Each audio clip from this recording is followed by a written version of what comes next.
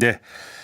조금 전 2부에서 민주당과 정치개혁연합 간의 갈등 문제 짚어봤는데요. 이번에는 야권으로 가겠습니다. 미래통합당과 미래한국당 이 공천을 둘러싸고 논란과 공방을 벌이고 있는데요. 그 한가운데 있는 분입니다. 미래한국당의 공병호 공천관리위원장 바로 연결해서 입장 들어보겠습니다. 위원장님 나와 계시죠? 반갑습니다. 네, 안녕하세요, 위원장님. 네, 네. 그냥 거두절미하고요. 몇 명이나 조정하는 겁니까? 4명 조정합니다. 아, 확정이 된 겁니까? 숫자가?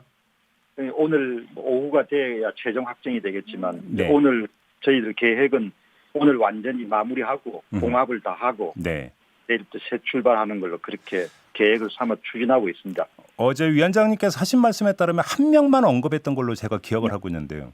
아침에 그 말씀을 드렸고 네.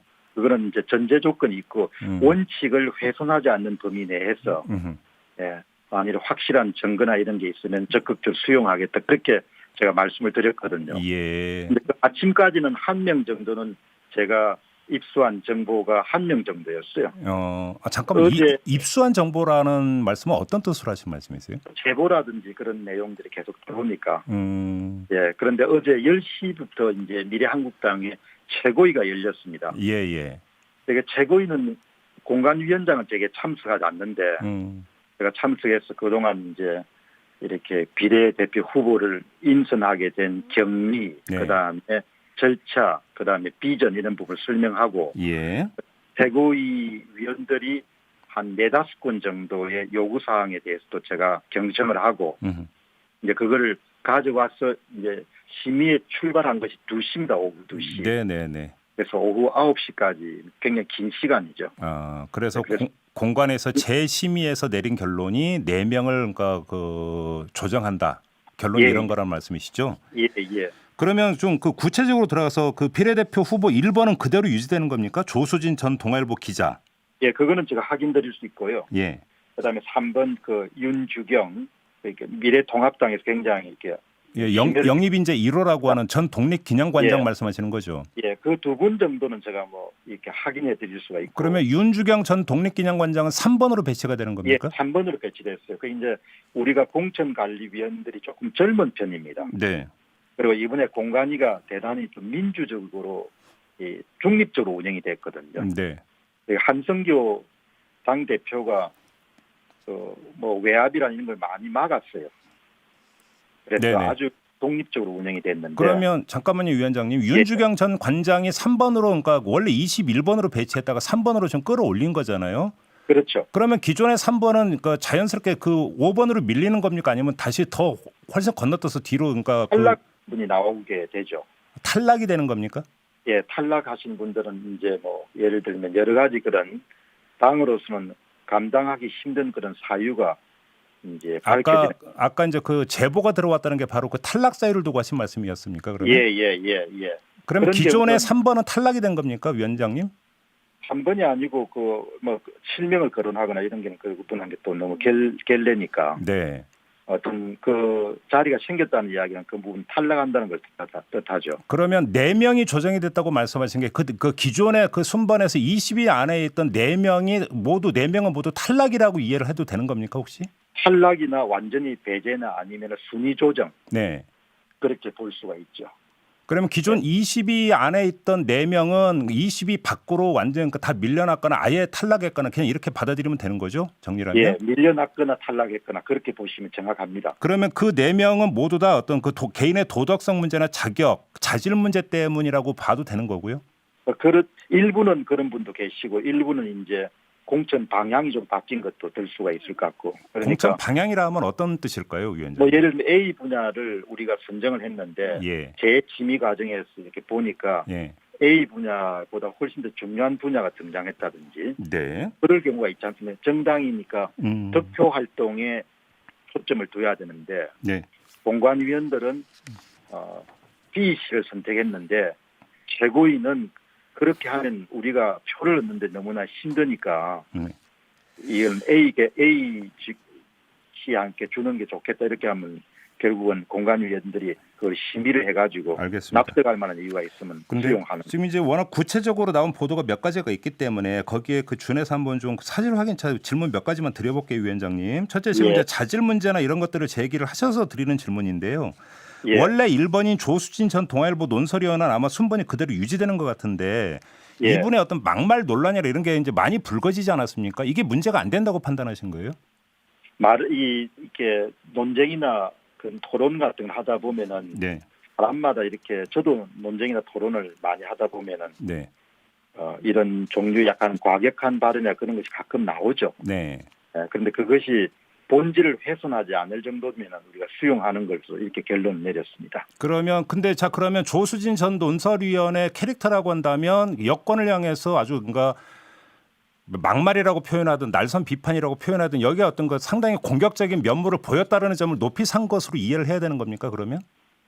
그분이 갖고 있는 그런 중요한 특징 가운데 하나가 상대방의 공격이나 이런 부분의 본질을 파악하고 그 본질에 대해서 정확한 그런 문제점 같은 걸 지적하는 능력이 굉장히 우수하고 그렇기 때문에 이제 우리가 영입을 했다 이렇게 보시면 되겠죠. 그러니까 공천의 방향과 공천 컨셉 제1의 컨셉은 대여 투쟁력이다. 이렇게 이해를 해야 되는 건지를 여쭤봤습니다, 위원장님. 이번에 공천의 아주 중요한 부분 가운데 하나는 대여 협상이나 이런 부분에서 상당한 그런 능력을 발휘할 수 있는 인재를 전면에 배치한다. 이런 부분들은 굉장히 중요한 공천의 원칙이었습니다. 알겠습니다. 그래서 미래통합당의 영입 인재들이 많이 뒤로 밀려나신 거예요. 알겠습니다. 또 하나 이제 논란의 당사자가 됐던 인물이 누구냐면 그 변호사 경력이 1년밖에 안 된 김정현 변호사를 5번에 배치한 걸 두고도 참 말이 많았었는데요. 이분은 그대로 유지가 되는 겁니까? 유지가 되는데 거기에 대해서 조금 제가 추가적인 설명을 더 했으면 좋겠는데 이번에 저희들이 공천의 항상 중요한 컨셉이 젊음과 그다음에 그런 대외 투쟁력이라든지 전투력이라든지 이런 부분을 굉장히 좀 중요하게 얘기했습니다. 상황을 좀 이렇게 위중하게 우리가 봤기 때문에 그래서 젊은이들을 제가 전진 배치시킬 그런 결심을 하고 들어갔어요. 그래서 20대, 30대를 남성들 같은 경우 한 3명 정도를 전진 배치, 그게 굉장히 큰 비중이죠. 그다음에 여성을 1명 정도를 선택을 했는데 이제 남성 3명은 결국은 마지막 조정 과정에서 다 제가 양보를 하고 그러니까 그런 처음에 제가 지녔던 공천 계획에 대한 이상이 현실에 상당히 좀 타협을 한 셈이죠. 근데 거기서 남은 사람이 이제 김정현 변호사입니다.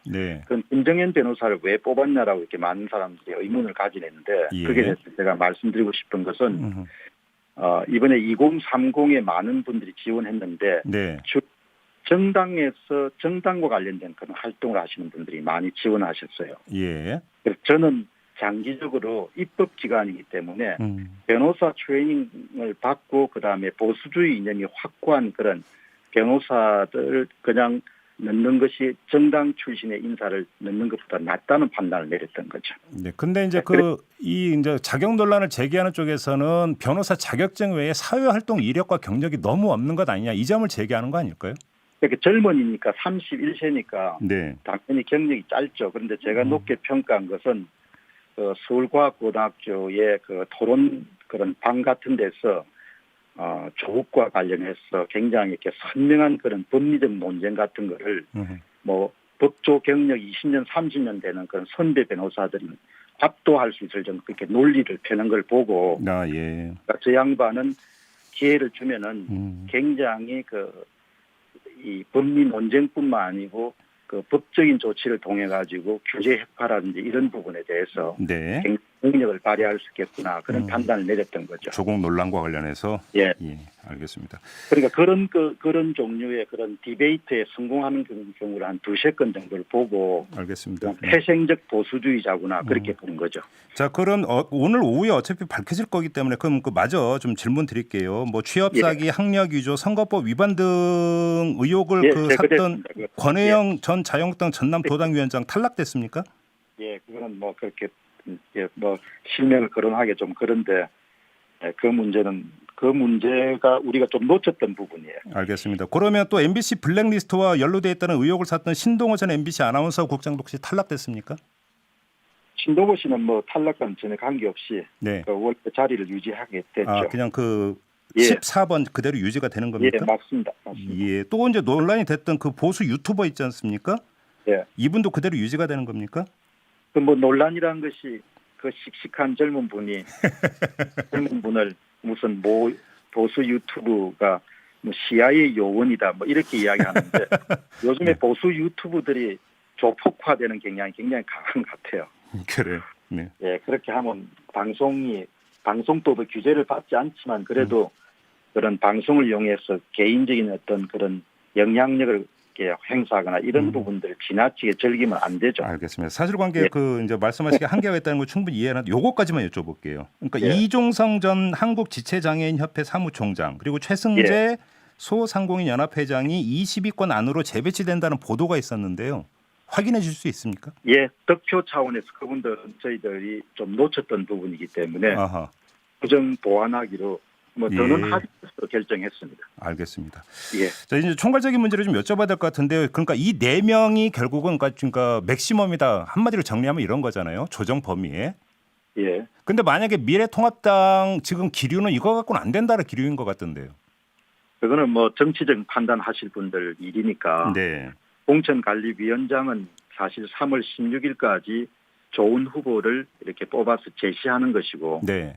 그다음에 이제 미래통합당하고 미래한국당의 관계는 이런 문제는 결국 정치적인 그런 의사결정을 정치인들이 결정할 수 있는 사안이니까. 네. 제가 말씀드리고 싶고 제가 할 수 있는 한계는 노력해서 이렇게 국민들이 불안해하지 않게끔. 변경된 미래한국당의 비례대표 순번을 제시해가지고 빠른 시간 내에 보수 진영이 갈등을 봉합하고 총선에서 압승할 수 있는 그런 토대를 제공하는 것이 제가 갖고 있는 일종의 임무니까 뭐 어떤 분은 그냥 하다가 그냥 집어 던지고 나가버리지 않습니까? 김용호 전 공천관리위원장 말씀하시는 겁니까? 뭐 그건 알아서 하시는데 네. 제 소신은 절대 그렇게 해서는 안 된다고 보거든요. 근데 지금 일각에서 나오고 있는 시나리오, 보도를 타고 있는 시나리오에 따르면 정모하면 그 미래한국당 최고위원회에서 위원장님을 경질할 수도 있다. 이런 시나리오도 나오고 있던데. 뭐 경질하는 것은 뭐 그분들이 갖고 있는 권한이면 경질할 수 있지만 또 뭐 여론의 후폭풍이나 이런 것도 크겠죠. 그거는 내 능력 밖이니까 그러나 할 수 있는 것은 사표 내지 않고 끝까지 마무리해서 잘 이렇게 작품을 만들고 떠나야 그래야 보수 진영에도 도움이 되고 그다음에 국민들한테도 도움이 될 거 아닙니까? 일하다가 중간에 그냥 마음에 안 든다고 그냥 삽질 던지고 나가버리면은 일단은 기본적으로 제가 학자 배경을 갖고 있지만 공간위원장직을 수행하는 동안에는 정치인이지 않습니까? 그러니까 정치인으로서 임무라는 것은 기본적으로 국민들을 불안해하게 안 해야 된다는 이야기죠. 알겠습니다. 자, 그러면 이제 그 규정된 절차에 따르면 그 공관위에서 공천을 그러니까 그 순번을 정했는데 최고위원회에서 재심의를 요청을 해서 재심의한 결과가 오늘 나오는 거잖아요. 그러면 오늘 정해진 절차는 그걸로 완료가 되는 거고 다른 재고의 여지는 전혀 없다. 이렇게 이해하면 되는 겁니까, 위원장님? 오늘 하면 그다음 선거인단이 이제 통과시키고 이제 오늘 오후 정도에 최고위에 넘어가면은 그러면 이제 그게 끝나는 과정입니다. 선거인단에서 이게 지금 통과가 안 될 가능성도 남아 있는 거 아닌가요? 그런 것은 뭐 거의 없고 있죠. 그리고 없다. 그리고 최고위가 우리한테 요구한 대부분의 것을 수용했기 때문에 최고위가 부결할 수 있는 그런 여지도 없습니다. 잠깐만요. 그러면 이 4명의 조정이 최고위의 의중이 담겨 있는 거고 더 멀리 보면 미래통합당의 의중도 담겨 있는 거라고 해석을 하세요, 위원장님? 그 미래통합당의 의도가 담겨 있을 거라 추측하지만 제가 확인을 할 수 없고요. 제가 받은 것은 최고위가 공관위원장에게 제시한 내용을 제가 수용해가지고 그 대부분을 수용해서 최고위의 입장을 이렇게 찬성하는 쪽으로 결론을 내줬기 때문에 그럼 최고위는 당연히 자기들이 요구한 걸 수용했기 때문에 100% 그냥 결정하겠죠. 정리하면 어젯밤에 그러니까 이거 순번 조정이 끝나고 나서 최고위에 이 내용이 전달이 됐고 최고위에서도 오케이 이 사인이 왔다는 말씀이십니까? 정리하면? 그게 그렇게 아니고 있죠. 저희들이 마치면은 그 절차가 그 다음에 선거인단으로 넘어갑니다. 그렇죠. 그럼 선거인단이 확정을 해줘야 찬성한다가 밝혀져야 그 다음에 최고위로 넘어가게 돼요. 알겠습니다. 오늘 오후에. 마지막으로 이것만 여쭤볼게요. 그 한성교 대표하고는 이 논의 과정이 어디까지 그러니까 논의가 됐는지 혹시 이견이 있었는지 좀 궁금한데요. 이견은 전혀 없었습니다. 아, 그래요? 한성교 당대표 굉장히 고마워했어요.